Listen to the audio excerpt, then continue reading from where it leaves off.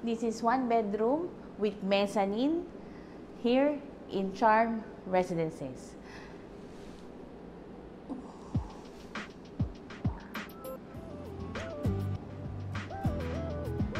Okay, so this is 46 square meter. So natuwa ako dito sa layout na to ng SMBC kasi square type siya. Okay? So nandito yung ating bedroom, tapos living.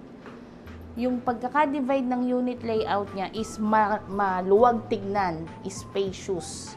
Okay? Tapos ito, aluminum po yung windows. Yan, aluminum. Yan, tapos ang ceiling po niya, hindi po masyadong mataas kasi just to balance po kasi this is like a loft type. Okay? So, meron pa po kasi siya ng space dito. Yan.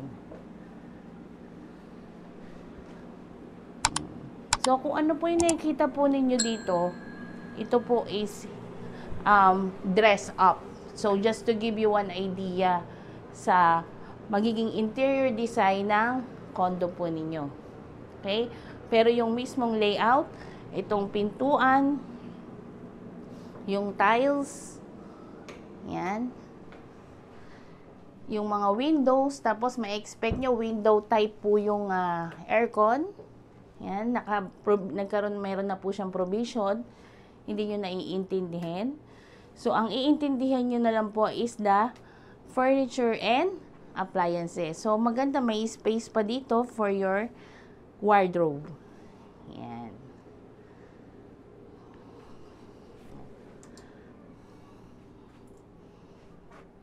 Okay. Yan.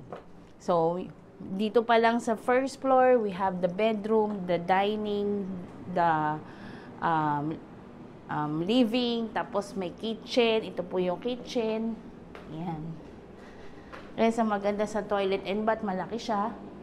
Meron pa siyang washing machine provision.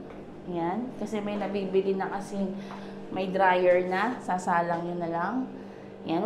Pati ito, kasama to. Yan. Pag bumili kayo ng washing machine, no need to install. Eto na po siya. Washing machine lang talaga yung bibili nyo. So, meron tayong provision din sa heater. Tapos mataas po yung ceiling natin sa rain shower. Okay? So, ito, kasama to. Basta fixtures, yan, salamin. Okay? Basta yung furniture and appliances lang po ang poproblemahin po ninyo. Okay? Tsaka yung mga carpet. So, ito pong stairs na to is ano po siya. Yan na po yun. Kung gusto nyong baguhin, nasa sa inyo. Pero for me, nakakatuwa na yung design. Ang ganda. Wooden type. Yan.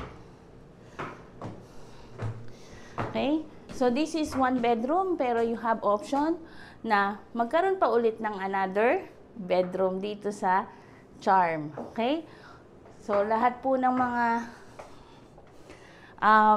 katulad nito, just to divide the clearance. Okay? Pero, okay naman. Kasi, 5'7" ako, kaya parang hindi naman ako nauuntog. Okay? So, ito po yung ating bedroom na ginawa. Pero nasa sa inyo kung anong gagawin nyo dito sa room na to. Yan. Pwede nyo rin gawing work from home or your study table, your work table. Yan. Ito, ginawa ng sofa. Nilagyan ng extra cabinet sa inyo. Kung pwede nyo gawing stock room nyo, okay din yan. Okay, lagyan nyo ng, pwede nyo ritong pang-relax dito. Okay? So, nakakatuwa, oh. Bawa, may bisita kayo. May dumating. Di ba? Dito pa lang, hi! Di ba? Iba yung dating eh, no? Pag may condo ka, oh, sige, pasok lang kayo dyan. Relax lang kayo dyan, sige lang. And you have here your space to have your own private thing here. No? So, bago ka bumaba, di ba? Nakapag-retouch ka muna. Ganon. So, nakakatuwa yung ganitong feeling, no? Pagdating ng bisita, ay, hi Grace! Ganon. Pag meron kayong ganitong klaseng condo. Unique yung layout. Okay? Yan.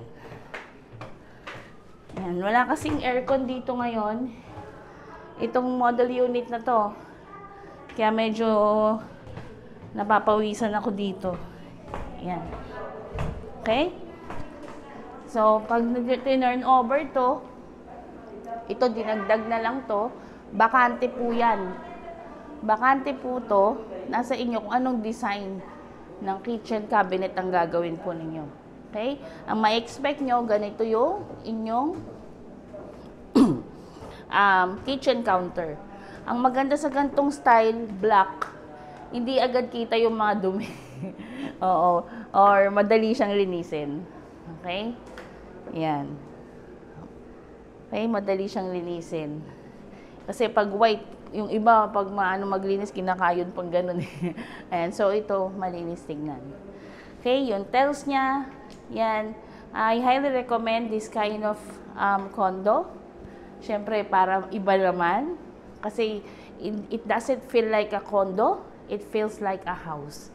Itong mga unit natin sa Charm Residences with an affordable price here in Cainta City. So, this will be the next big thing here in the East.